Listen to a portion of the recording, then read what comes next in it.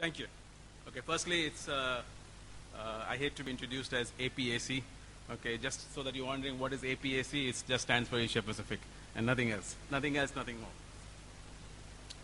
more. To those of you who were present in Delhi, okay, I don't know how many, can I have a show of hands of people who were actually present at the Delhi AE Forum?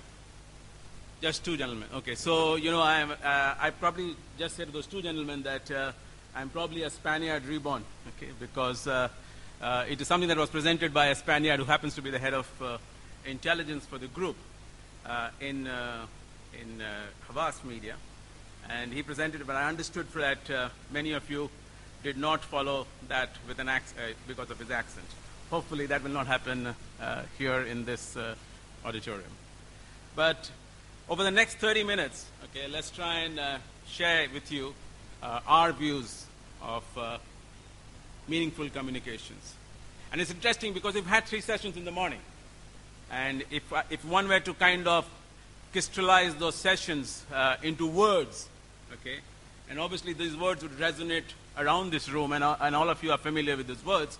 One was consumer, okay, because everybody talked about consumer is at the heart of everything, okay, so you cannot ignore. He's no longer a Maroon. He is a very, very, very powerful person, okay. And the other, you talked a lot about the power of social media. Okay, so you heard so much about social media and in terms of response and how it reverberates and how much it echoes, etc., etc. What I do wanted to share with you is some scary things, some real scary things to begin with. And this comes from consumers who consume brands on an absolutely daily basis. And what's the first scary thing?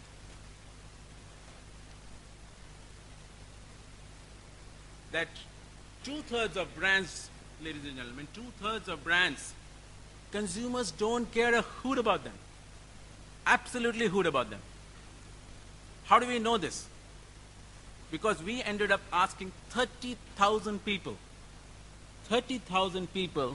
in 9 countries to understand the importance that brands mean in their lives. And we asked a simple question to them: would you care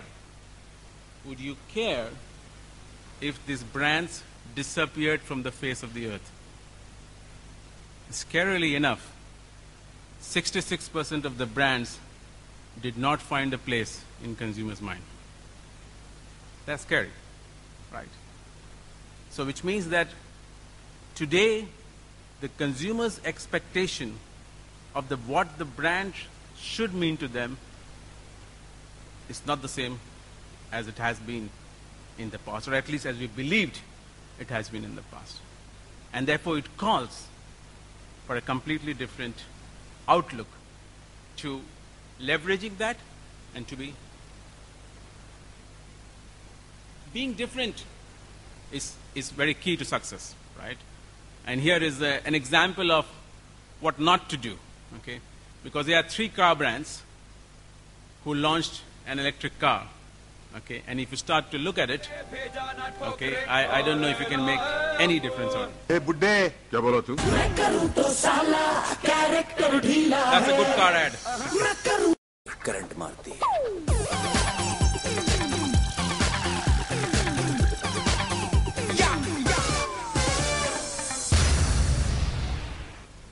Can the technicians help us?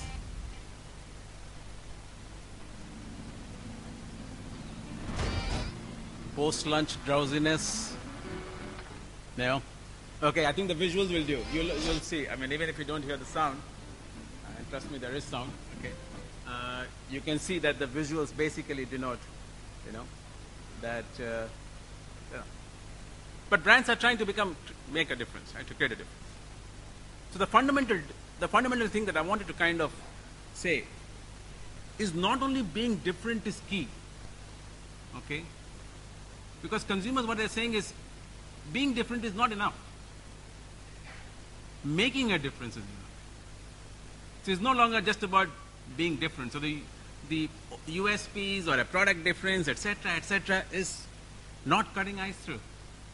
What they're trying to seek is how do you make a difference. And the good thing is life is not that bad. Okay, because the same study showed that 50% of the people still find 33% of the brands meaningful, which means that those 33% of the brands are doing something to them which allows them to be put into one cluster versus the 66% of the brands which they were willing to throw up and say, I don't care if tomorrow they perished and vanished away from the face of the earth.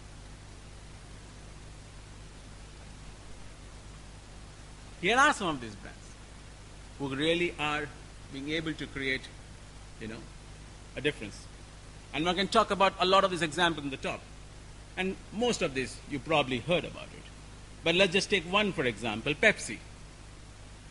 Okay, the Pepsi Refresh project.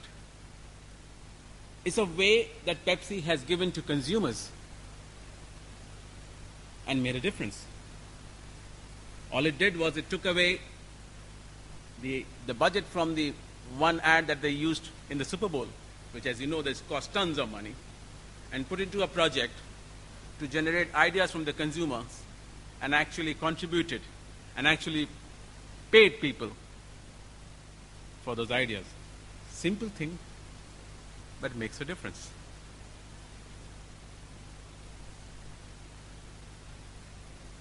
So the brands have moved. So it's moved from functional to aspirational, and today the need for meaningfulness. And therefore, also the way you kind of connect with them is different over the time.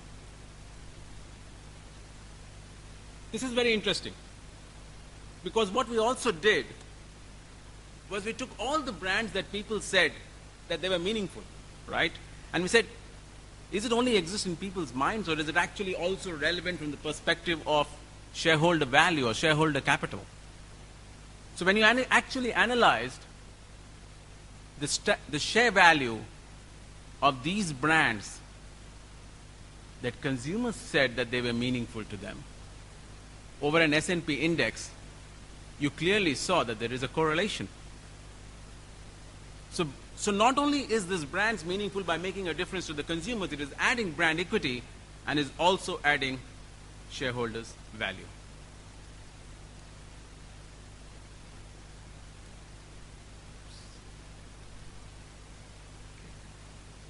So if you look at this chart, okay, it shows in the same study across various products and categories, okay, what the brands are. So that BSF on the top, which is basically Brand Sustainability Futures Quotient, is the elaborated form of it. But what it says is, what we did was we asked how these brands were making a difference to you in 6 different areas. In the market, in the social community, in your workplace, to the government, to the environment, etc., and how they were leveraging basic forms of capital, natural capital, manufactured capital, financial capital, human capital. And when you try to look at what people scored these brands on and you relate it to brand value, you were able to see that what brands were doing in that space was what was actually contributing to the meaningfulness. What you also see, that you see a stark difference across categories. For example, look at telecoms. Not only is the most meaningful brand has a low score, but also when you look at the gap in the spectrum between the worst company and the best company, you also see a significant range or significant variation. So we took all of this and said, what do we do? How do we define so for a brand to be meaningful, the communication has to be meaningful. So what is meaningful communications? So as we said, meaningful communications is enhancing value by enhancing the quality. How do I enhance the quality? By depth, breadth, and frequency of brand-inspired dialogue, exchange, and interaction. And lastly, which is very important, that occurs within a community. Okay? So it's not just to me. It occurs within a community. And we'll talk about it through real examples. I'll show you some videos to demonstrate what we really mean by this. Okay? So this is a simple pictorial representation of where do we get to meaningful communication. On the left-hand side is all that pertains to quality. On the right-hand side is all that pertains to interactions. Okay? Talking about quality, okay? So historically we started with inputs, which were basic raw materials. We moved to outputs, and today outcomes. And outcomes being totally defined as well-being. This is what the well-being that brands are looking for. This was the another very, very interesting part of the study. The study was conducted in 9 different countries, which included India and China. And contrary to popular perception, and what even it surprised us, because people thought that the value that consumers would accord or to give to companies who would invest in sustainability measures would be much higher in developed markets than in developing markets. The reality is, when you look at this, is the India, the China, the Mexico, the Brazil, these are the guys who are saying that what brands are doing in that space, that is important to me. And that's very interesting. And I think that's largely happening because the way societies in India, China, in these markets are growing, and they've gone through much more tougher times. When incidents like what happened 2 days ago, when consumers are evolving into this era, the value that they accord to what brands have done that as a result and how they've made a difference to me is got to be more. And which is why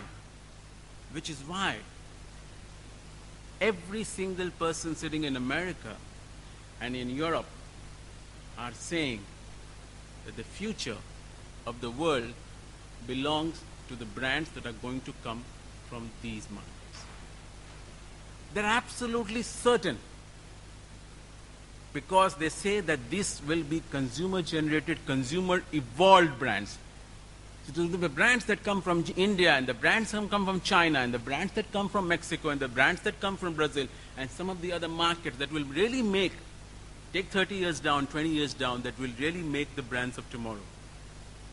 Because for these brands have made a difference to consumers, or they're making a difference to consumers. When you look at the segmentation, okay, of people, and I'll quickly skip through, rush through this, but it basically shows that in India, for example, this all relates to India, okay, the skeptics are very little, okay, the devotees, which is, you love the brand and but the worry part of Indians, which is not good, is the first column, which is hostages, okay. The hostage figure is very, very high, which is what is hostage? Hostage are people who are worried in life. Okay, they feel disempowered. These are the people who are concerned about our brands. But at the same time, they don't want to take upon themselves the responsibility of making a difference. They are the people who are saying, this is government's responsibility.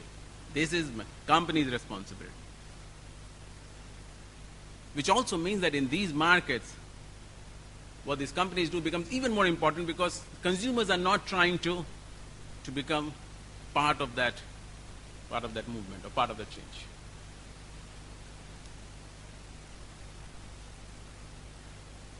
This is another chart which basically shows, the information. Okay? But this is an overall pictorial representation. You can see very clearly the brands on the right-hand quadrant are brands which are doing something and are being seen as meaningful. The brands on the left quadrant are the brands which are not. And there's a very clear relationship between actions of brands and the question then when they are asked, will I throw this brand away? It's very, very correlation. But that's so much in terms of the quality. What about communication? And what we're seeing about communication is the landscape, and you've heard this in different forms from people. You've heard the word social media, this, that, earned media, etc., etc., etc. We're saying that there are 3 things, the 3 T's. There is talk media.